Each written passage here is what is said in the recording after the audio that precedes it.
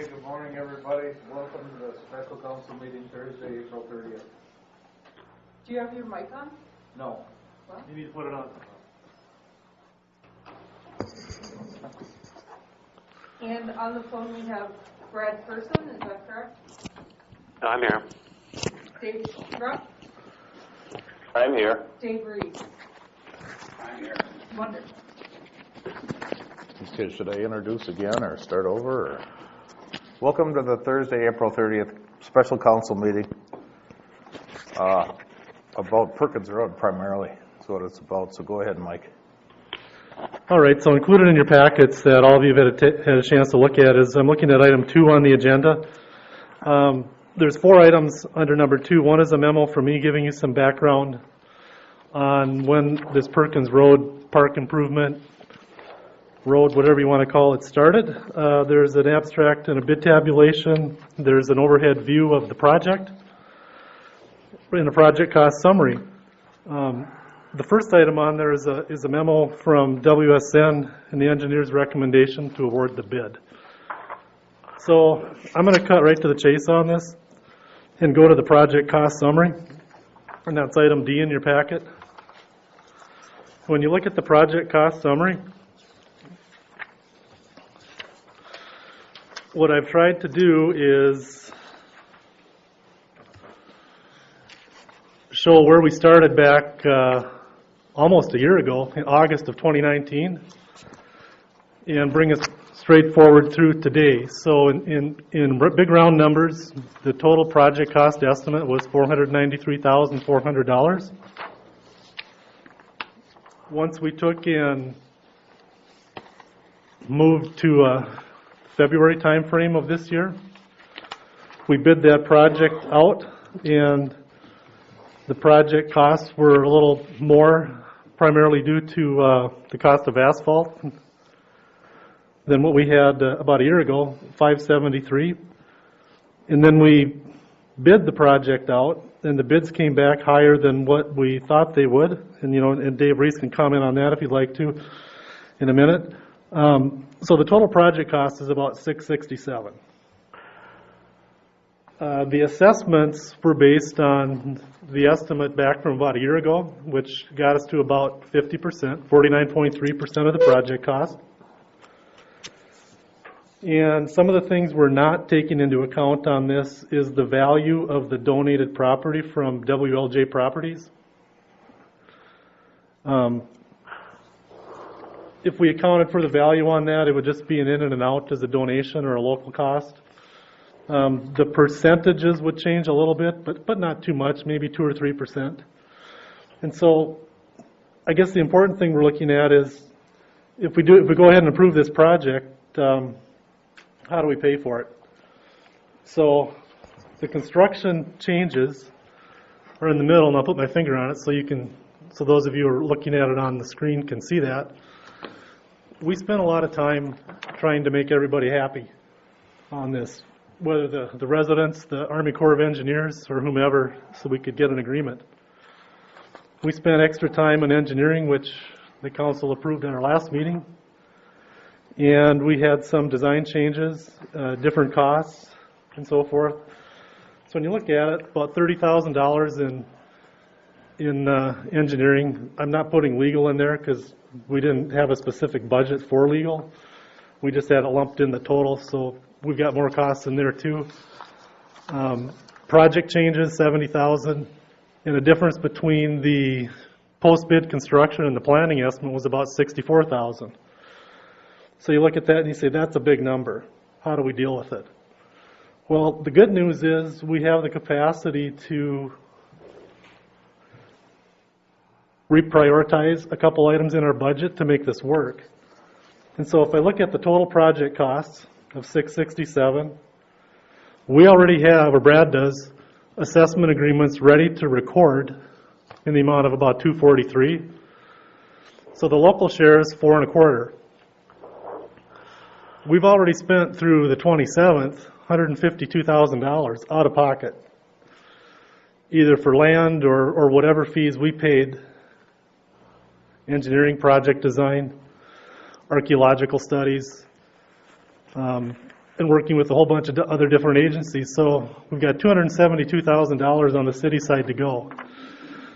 If I can recap for the moment how we budgeted for this, back in 2017, we approved a budget of $34,000 to take a look at, should we build a road or should we improve the park or what should we do? Any money that we didn't spend on that rolled into fund balance. So the money is sitting there, essentially. I went back and looked at the records. We spent about $8,000 of that 34. Our project budget between, and I'm just capturing all the years here, is we allowed $255,000. If we spent $152,000, we have $137,000 of budget money available for this project. That's already sitting in the bank. That leaves us a little bit short. So we had planned with the county during the budget process to replace the gates at the entrance to the joint maintenance facilities. Back here in January, February, they determined we're not going to do the gates because we had a pretty substantial electronic gate system set up where every vehicle that came in there would push a button and the gate would open up and it would close at a certain time and we could control access. Pretty hard to do when we have a dump site back there. So how do you do that with a dump site and keep it to the public? So they decided we're not going to do the gates. There was a pickup truck scheduled for Public Works for 2020. We can push that out to next year. That's not a problem. It says 2021, Mike. Is that just a typo? No, we'll push it out to 2021. We're in 2020. Okay. Yeah. These are things in the 2020 budget that we can change.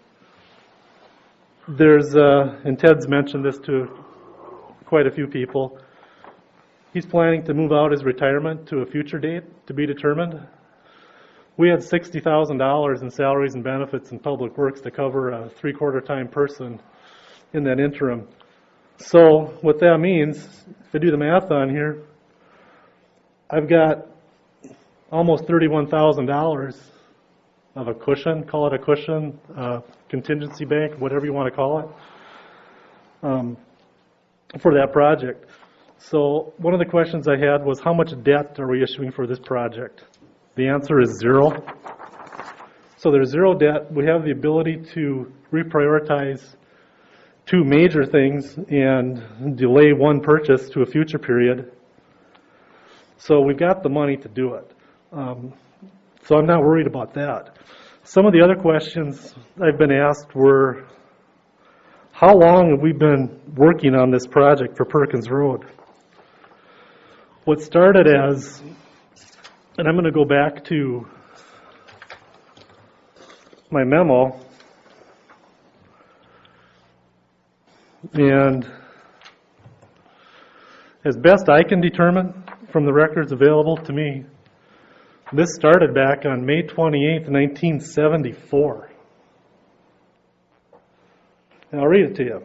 South Bay Park is leased to the Village of Cross Lake with the intent to develop interpretive trails, parking, restrooms, and that was back in 1974.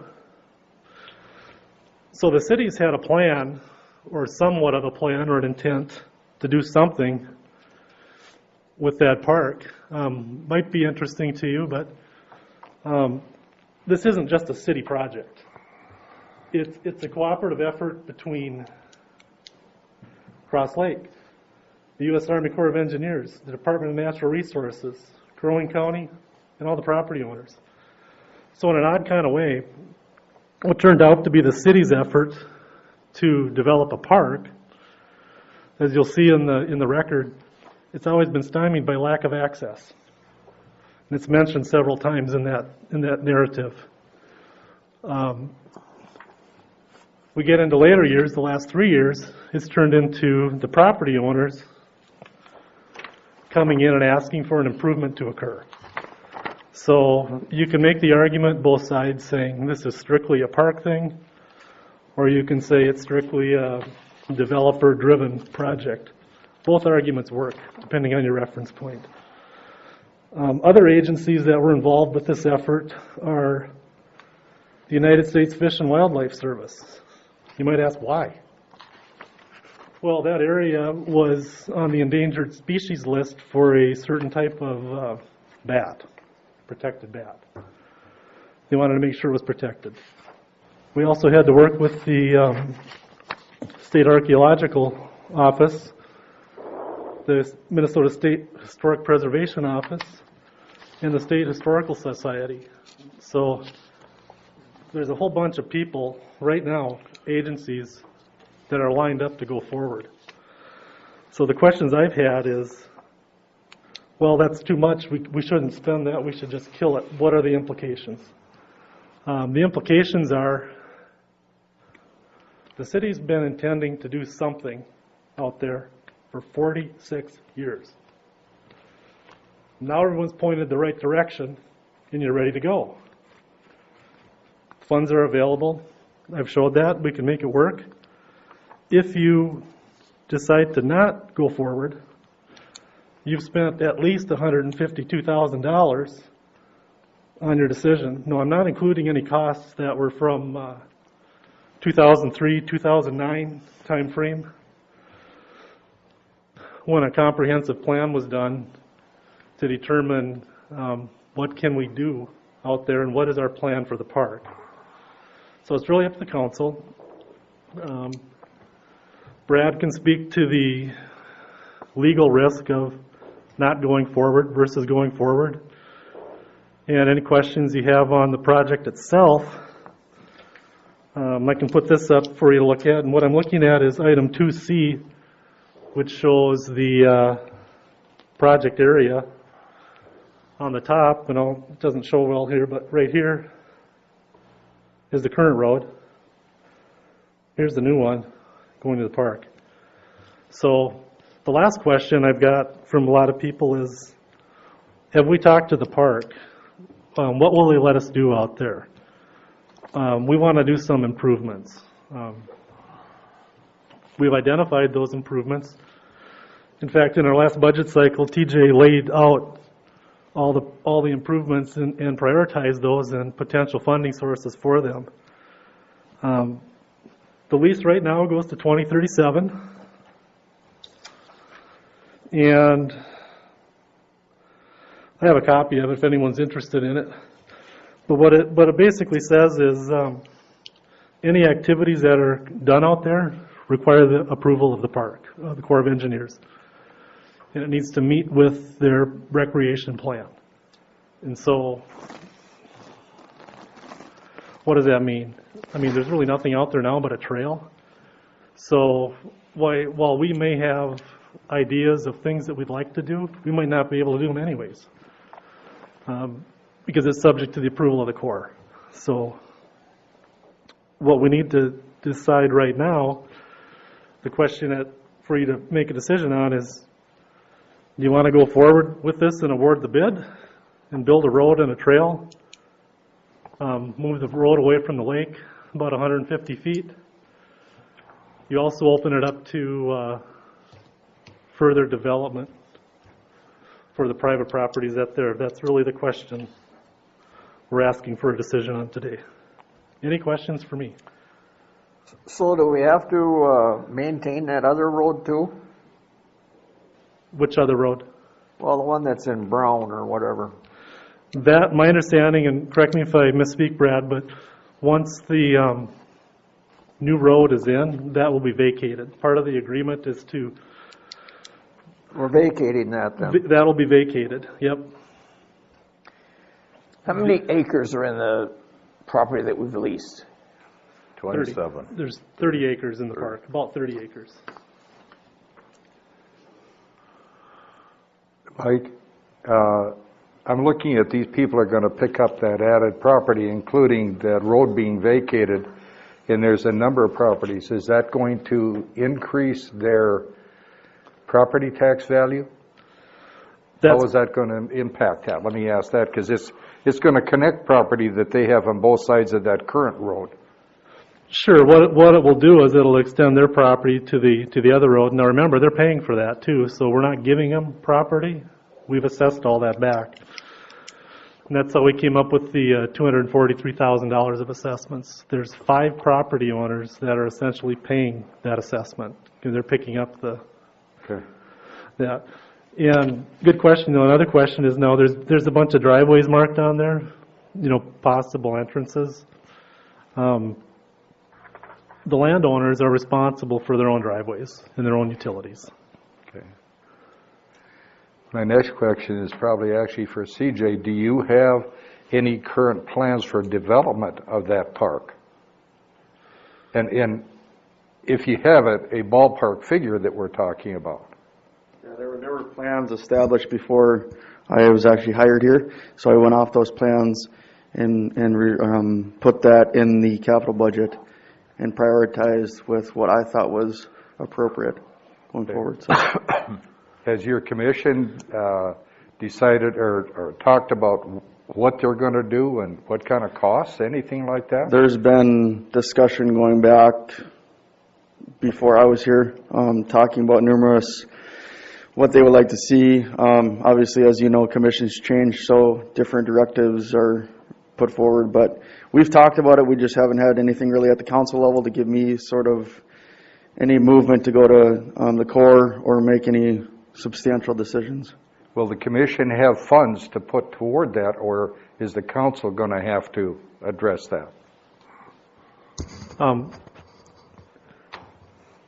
The council TJ has a plan laid out that was in the budget that we approved Yeah. last fall, and it listed things that were prioritized, parks, trails, benches, and amounts next to them.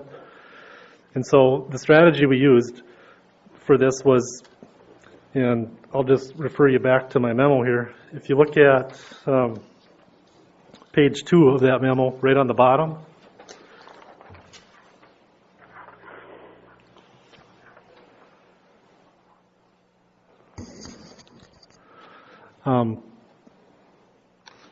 the Park Commission addressed the cost to relocate the road relocation and offered 7 criteria regarding the improvements: road development, bike path, and other things mostly relating to the road. Now, what they did on this, I don't recall what year it was, but back in, I think, 2000, in the middle of that same page, on July 25th of 2000, there was an updated long-range park plan presented to the council. It included grant funding in the amount of $25,500 for trail improvements, picnic shelter parking, bituminous servicing, boat docks, restrooms, through a grant funded through the National Recreation Trail Fund Act. We didn't get the grant. The grant was not awarded. I don't know why it was denied, but 3 years later, one of the property owners that's donating the property for it provided the council with their long-term intention back in 2003 to say, hey, I'm willing to work with you if you want to move the road to have better access to your park. So back then, it was all about getting access to the park. Shortly after that same year is when they came up with the criteria that they needed to address before they improved the park. So what I'd mentioned earlier was what started out as we need to provide good access to a park turned into, in August of 2019, August 23rd of 2018,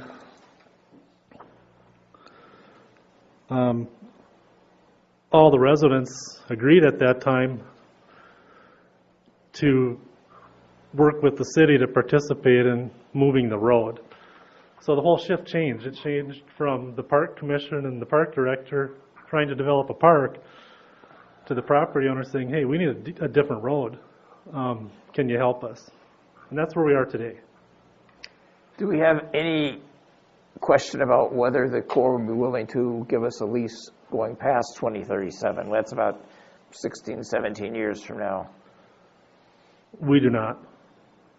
And any more information about what the Corps will allow or not allow, and that changes probably by who's directing the Corps that particular year or two. They're looking at it, in my opinion, in talking with Corinne at the Corps, was a low traffic type of endeavor down there, nature type impact that's consistent with the recreation purposes as stated by the Corps. Thank you. Ted? When I first started with the community, and I haven't seen this in any of the records. I was trying to avoid them. When I first started with the community, we had an outhouse down there. We had picnic tables and we had some garbage cans. Somebody in their wild days took to piling the garbage or the picnic tables in the outhouse and set it on fire, and it's never been replaced. So we do have history that we have had improvements down there. I'm sure that was something that was worked out with Ray at the time from the previous manager of the Army Corps, and hopefully we can at least get back to that, something like that, so, and improve the trails so they're better walking. Okay, so we have to think about what we're doing. This all intended to improve the park, access to the park. To date, we do not have any agreement with the Army Corps as to what we can do down there. I'm going to correct you, Mr. Mayor. It's got all to do right now with improving the road at the request of the residents. That is your opinion. It's not mine. I'm gonna take a different stance on it, Mike. Oh, we're going to agree to disagree then? Yeah, that's fine. But, It originated with getting and accessing the park. and everyone's in agreement with that, Okay. okay? So now we're going into the $670,000 project, not knowing anything at all what we can do in the park. So my recommendation would be to figure that out before we do it. Secondly, to try to get this thing into a budget to try to stay, because the people agreed to, I believe, contribute 49% to the project. And now that's down to 36%. So do we go back and ask them to contribute more? And we don't have to talk about that now, but I mean, that's an option. Or do we take out the bike trail or something and get the budget down to a number that, because now we've got a portion of it that's a bike trail to get to a park that we don't know what we're going to do with. We could put a bike trail into it in 2, 3, 5 years, knowing what we're going to be doing with it at the time, get the budget back down to where it was.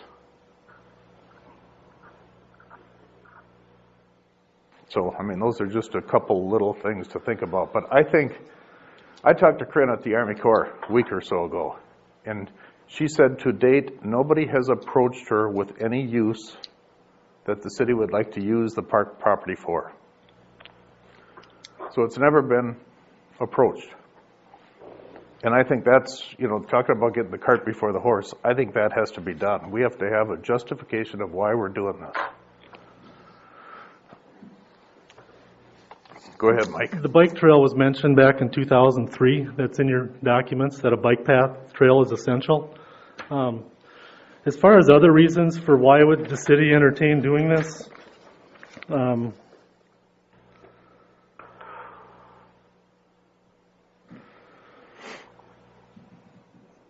I've stated that in the project purpose, it's also to extend the city's walking bike path from County Road 103 to the park. And it's a result of the city's long-term intention to improve access to a future park and improve public roads and its trail system.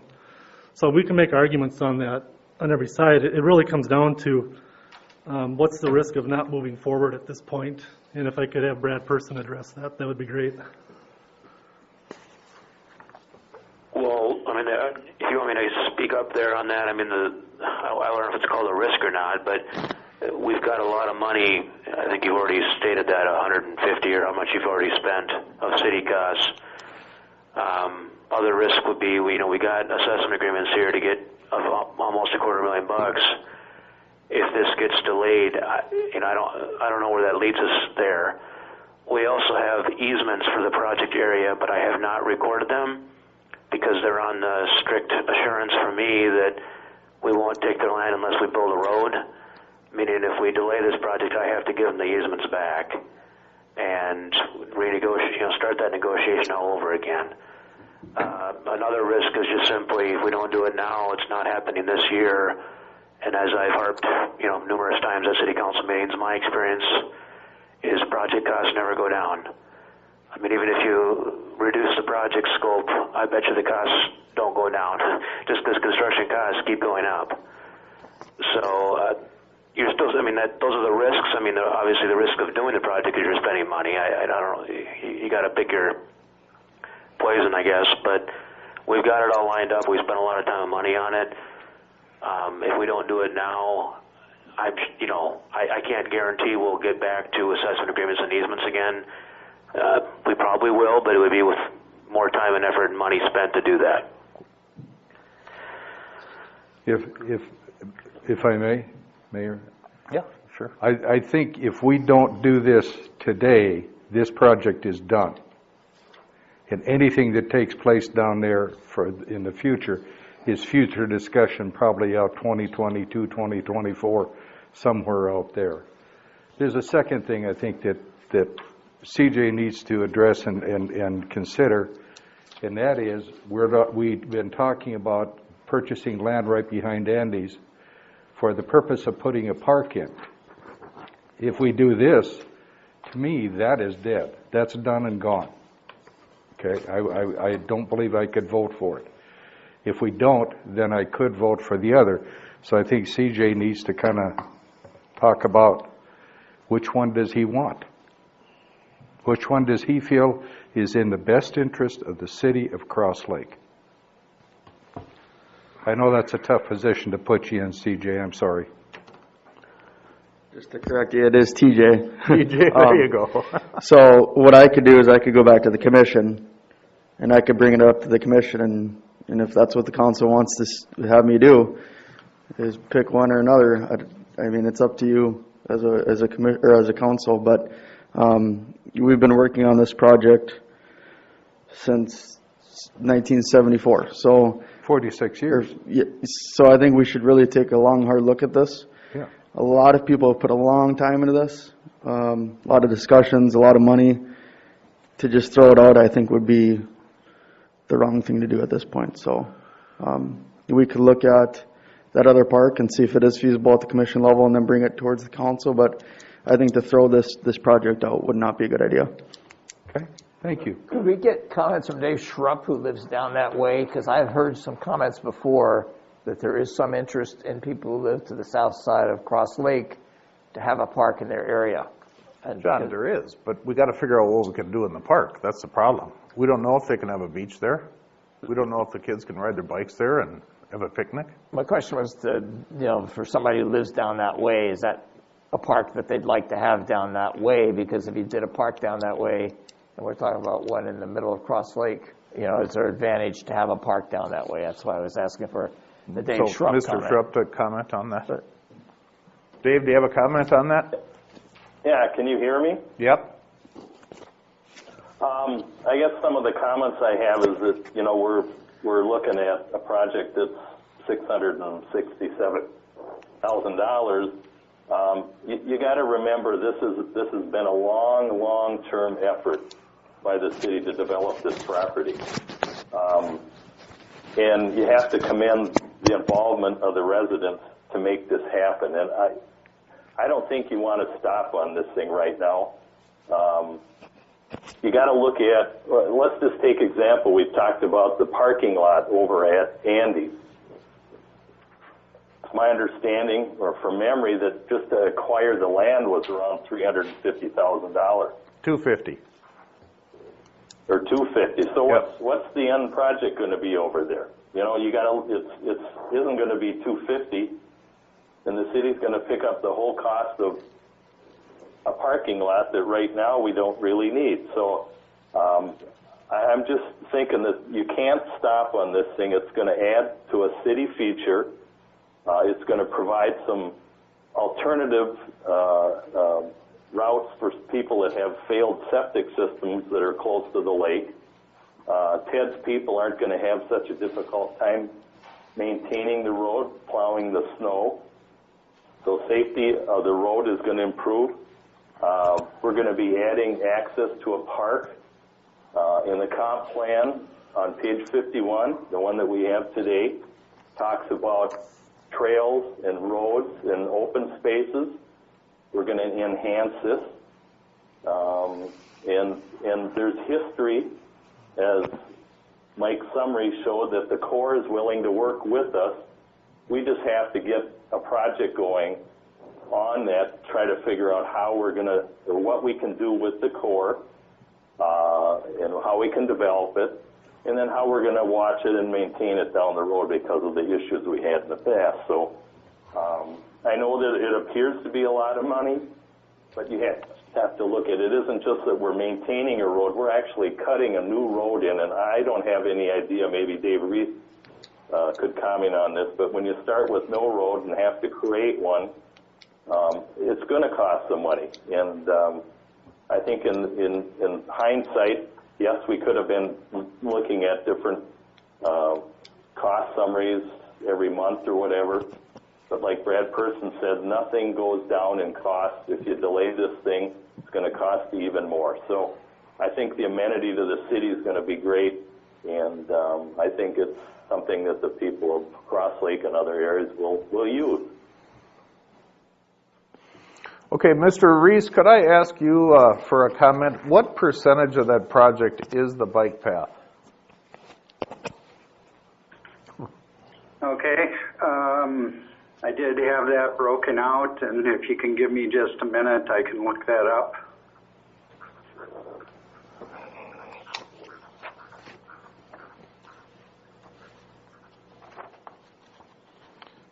It just seems to me that even if we took that portion of it out, we could move forward with the road, and once a plan was developed for the use of the park, come up with, it's probably 25% of the project cost, that bike path.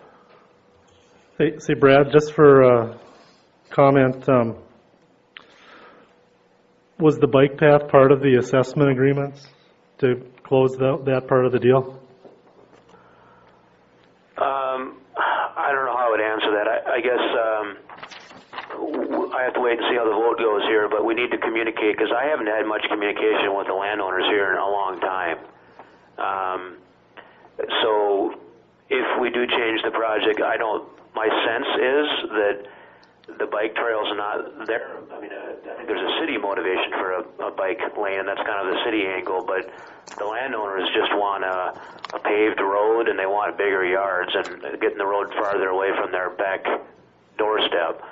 So I don't think they would care, but that was all part of the proposal, so it would be good practice to if we vote on anything in a positive manner, well, I guess either way, even negative manner, we need to reconnect with them and make sure if we change the scope in any way, they're all still on board, and we can reconfirm the agreements, because it's been a year since we've connected with them.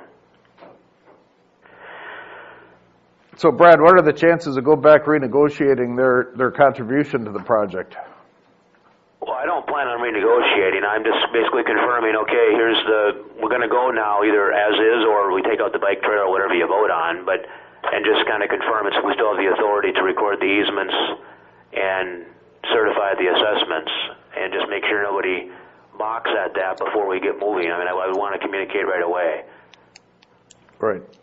I've driven that road down there, and that road is very close to those people. I mean, it's like right out their back door. And has been for 80 years. That's true. I mean, yeah. That's true. Anyway, everything I've heard tonight and listened, and my wife's been working with the Corps of Engineers for other projects that could take days, weeks, months, years. I'd vote for this as is. That's where I am right now. I'm still got a question out to Mr. Reese on the roads that Fair enough. I'd appreciate hearing what it is, but. Yeah, this is Dave talking again. I don't think you change by taking out a bike path. That's foolish at this stage. It'd cost 2 to 3 times as much, I have to believe, Dave Reese, to put it in at a later date. to delay it and put it in 2 years, how much, it would increase the cost, correct? Yes, there would be remote for a contractor, additional clearing and grubbing and so forth, assuming that you didn't complete all that in this first project. So, Did you come up with a number, Dave, what that was? yeah, I thought I broke that out already in a spreadsheet, so I cannot find that, so I'm doing it by hand right now to give you a approximate cost of the bike path. By the way, as a recipient of the Manhattan Point Boulevard Bike Trail, that is a major, major advantage for walking and biking. It's just... And that was an after-the-fact trail. Fair enough, I don't know, it happened before. But I mean, that was put in when they resurfaced the road. Right, but what I'm saying is it's a major amenity. Oh, absolutely. It's very neat. But John, how many people live on Manhattan Point Boulevard? A lot. There's nobody using that road going to anything right now. So it's a little different. You know, I'm not against it, but it's a little different, and this thing is coming in way over budget. And right now we're spending all kinds of money on all kinds of things in town, and now we're going to throw another $170 grand at the road that we don't know what the purpose is. So that's, I got a little heartburn over that. Well, I don't want to can the project. I've been the supporter for it all the time. I think we ought to do it. The bike trail's a part of it. It's money. You're gonna pay it now, pay it later. Sure. Kicking around for a long time. I'm a property owner and a citizen of Cross Lake, and I have used that park, just how it is. There's trails back there. You can walk back there. You can go into the water with a tube or a canoe. It's gorgeous. People use it now. And are we Whether going to it's, continue to be able to do that? yes. All It's right. completely open to the public right now. I Manage for the city. I personally don't understand why we're sitting here arguing about a bike trail that'll cost you 5 times as much to put in later. Well, I mean, it's not. get the project done, get it over with. I've listened to this for 12 years. I agree with you, Gary. All right, well, make a motion and do it. I'll make the motion to do it. I'll second it. Okay, read the motion, Shar, so we all understand what's been moved. Read the motion. Well, that's why- Recommendation number 2, memo from the city administrator regarding Turkins Road project recommendation. And the recommendation was to award the contract. Where is it written? I'll find it for you. To award and excavating. It's, Dave, did you come up with a number yet? I'm right around 150,000, just with the major items. Close to what the change order is. So the motion would be to award the bid for the project as to is. Borden Excavating in the amount of $499,388. Yes, that'd be my, that's the motion I'd be seconding. Are you guys ready to vote? Yeah. Yeah? All right, Aaron Herzog, Yes. Dave Nevin, No. Gary Hecox, Yes. John Andrews, Yes. Dave Schrupp. Yeah. Motion passes. Brad Person here, could I chime in quick? I'd be nice to, I'm thinking a letter from my office to kind of do several things all at one time. I would need some data from Dave Reese on timing and so on, but I'd call him first. But kind of confirm how we're going to get paid on those assessments. Just confirm to everybody the project timing and it's happening. And then I'm going to record everything now pursuant to what we talked about a year or two ago. And also probably just give them the notice of vacation and get it done. To vacate the old road, but then not make it effective until so many days after the new road is open.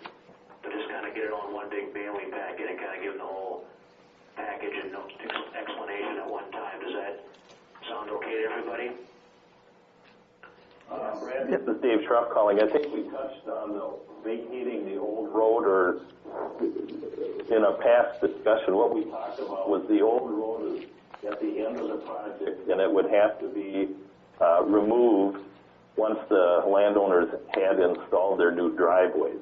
So that would give you an idea of the timing of the, you know, we can't take it up until they have an access to their place. Well, no, for sure. I would just vote to do it, but not make it effective. But I wanted to kind of give them a notice and make sure everyone knows the plan and work with Dave Reese on timing to kind of give them a schedule so they can plan their summer and start talking to contractors. You know, that takes time. I want to do it as soon as possible. Sounds like a plan. Okay.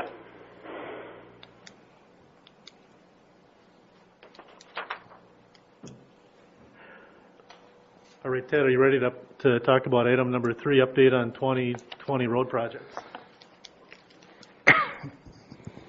We just took care of this one. The next one would be where Mr. Schrupp lives, and that bid will be on the 13th of May. We'll be receiving that bid here at City Hall. As far as crack sealing, Dave has got out right now for, I don't know, four or five different quotes for that right now. And that'll be coming to council as soon as we get those back. Seal coating of the roads that we paved last year. We went in with the county on that, so that should be taking place in the near future. Street sweeping is ongoing, patching is ongoing. That's about where we're at, unless you got a specific question on something. Big Pine Trail, Ted, what are you doing with that down there? Last time we talked about that. We swept it and we patched the few holes that have showed up. Otherwise, nothing's happened to it. Is that going to be part of the crack sealing? We didn't include it in it because it's probably too far gone to be throwing money after bat if we did. But we approved some more money to crack sealing. We did improve it, but that was not one of them that we put in there because it's just too far gone, is the opinion of the engineer and myself. So what's your guys' feeling about trying to get as much life out of that as we can? Just let her go? You got to remember that road base is over 40 years old. When they did it the last time, 20-some years ago, all they did is put a lift over top of an existing road. How much does it cost to crack seal that road, approximately? $8,000 to $10,000? Probably in there. It would probably be more than that. And I don't even know if a crack sealing company would even look at it. There's that much breakage in it. I thought we decided when we decided not to go through ahead with that road and that project, that we were going to leave it as is. Yep. And that was voted on, and those people down there brought up all kinds of points. I disagreed with them. Now they can sit with it. I mean, we've done the minimum maintenance that we have to. We've done the Yep. pothole patch, just like everybody else. We've done the pothole patching. We have a crushed culvert on the far end. We're monitoring that. It's still passable. It's not that anybody has anybody's car or that. If it gets to that point, I would dig it up and repair the culvert. Otherwise, I just monitor it every week, so keep an eye on it. At the city council meeting, it was unanimous, and the people who were present did not want us messing with their road this year, for sure. Yeah. That job was a $600,000 job, and most of them are a 20-year road, so it's $30,000 a year it costs the city to have that road. That's kind of the simple math in it. And so if we can prolong that and get 25 years out of a 20-year road, it's in the city's best interest to do so. So, you know, I don't... The word is if you can prolong it. Maybe you can, maybe you Well, don't throw money after that, but all right, but we're very much against us going that road this year. Otherwise, I have nothing else unless somebody Thanks, has Tim. something specific for me. Yep. I think the chief is ready to talk. I got a question for everybody. You know, I've been getting some phone calls about when we're going to open up the community center playground and so on and so forth, because other people have opened. I know I just like somebody from this area to make a statement. I'm in favor of keeping it closed as long as we can. However, there's other areas that are opening up. And maybe this afternoon we'll know more. Yeah, really, I can't justify why they're opening up. I just got word from Pequot yesterday that on Monday they just had a department head meeting and they made the call that people weren't listening to the signage. They weren't abiding by the guidelines of what they were putting out. So they just eventually just took them down and kept on pushing on. I put snow fence around our playground, put up signs, and that has deterred people away. I look at it as my staff can't sanitize. I don't know how many times we would have to sanitize in a day, but it's not really feasible at this point. And I got direction from Mike and obviously the direction from the governor to wait until May 4th. So that's what we're going to do. I just think we should put something in the paper so that people can read, because I'm sick of the phone calls. I'm married to a Sioux, and yesterday I spent a half an hour on the phone with a Sioux. I'm not going to say her last name, but she thinks that this is highly improper that we're closed. And I don't know what you do to tell people that they're going to get sick. I've talked to my daughter who has so we have a grandson, and she lives on a very small property in another state. She said, yeah, playgrounds are petri dishes, where you spread disease among everybody. I think I would recommend we go with what the governor is recommending, whatever it is, and I'd like to go with that. I think there are lots of places you can walk, especially up in the Crow Wing County area, without having to go to a playground. It's called jump ropes and hopscotch and doing other things. So I would recommend we just follow the governor's recommendation, at least for now. I just think that we should publicize that. Yeah, and we're not telling families that they can't come play at the park. They can go in the baseball field and they can go in the open green spaces and bring their own toys or do whatever they want in an open green space. We're just telling them not to go in a confined, close proximity with other individuals that could spread the disease. So. You can't keep kids apart from each other in a park either. Are the trails open up back? Walking trails? They're open. Do the We just said public we have know the that? signs that we've placed throughout the rest of town that says keep 6 feet away and follow these guidelines. So. Yeah, but I mean, do the people know that they Yep. can go walk the trails? Yep, they've been using it. It's been really busy. Good. So I can throw it on Facebook, give more of an update, and then we can try to get something in the paper as well. I mean, you've got it on our website too. Yep. It's Yeah. So you could put caution tape around the slides, We have the snow fence around the big play area, and then the swings and the small toddler play area. We have lath with string and ribbon, so they know not to play. But the other areas, you Yep. could go out and use. I Thanks, think it's DJ. wise. Chip, what do you got?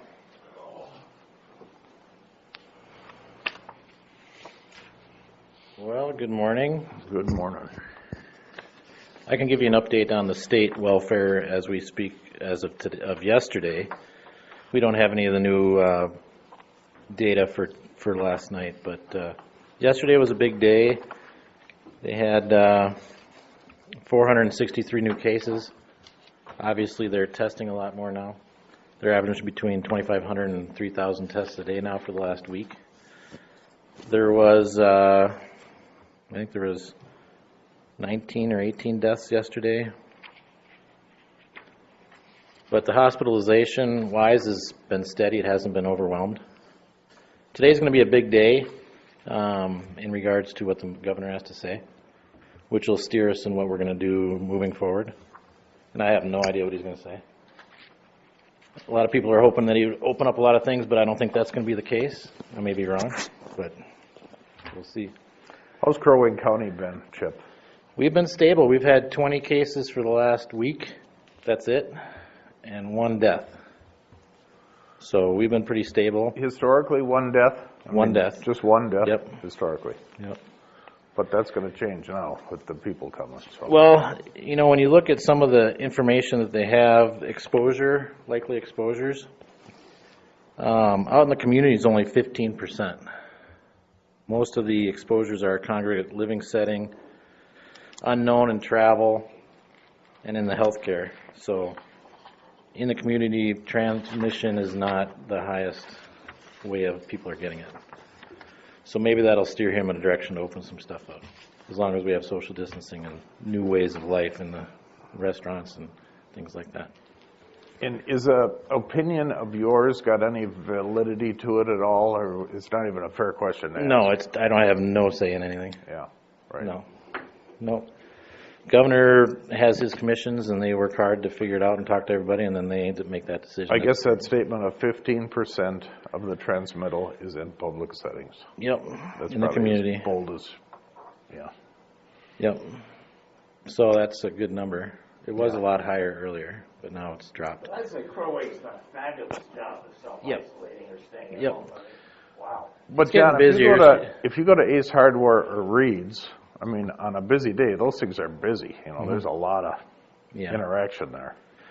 But you can tell that the people are starting to get a little restless because there are groups gathering at parks and things like that. So, and with the fishing opener coming, he's getting a lot of pressure with that.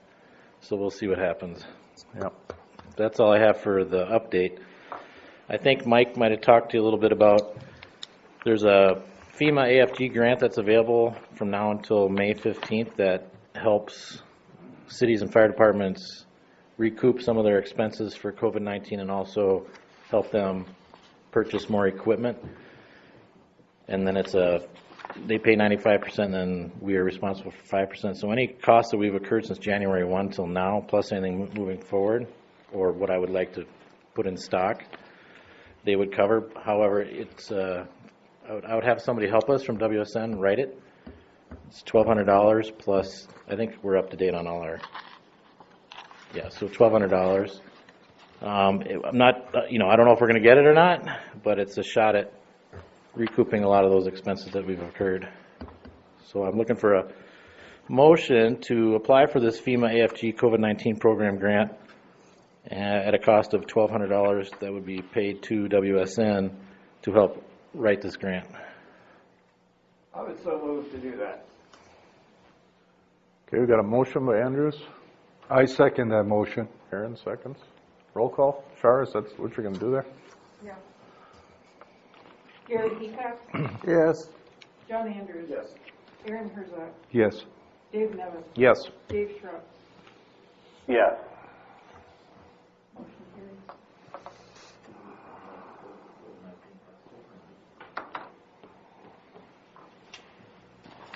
If you have any other, thank you. If you have any other questions, no? Thanks for what you're doing there, Chip. Keep us informed.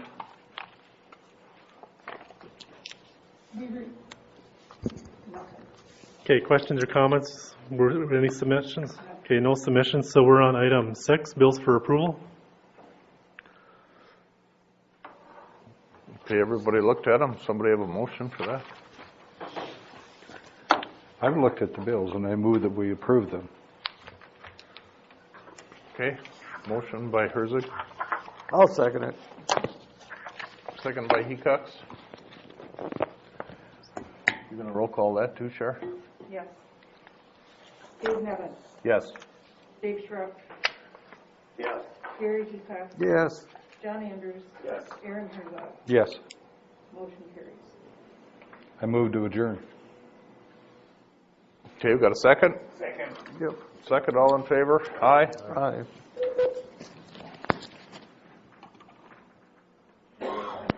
Now, we did that in less than an hour. That's good.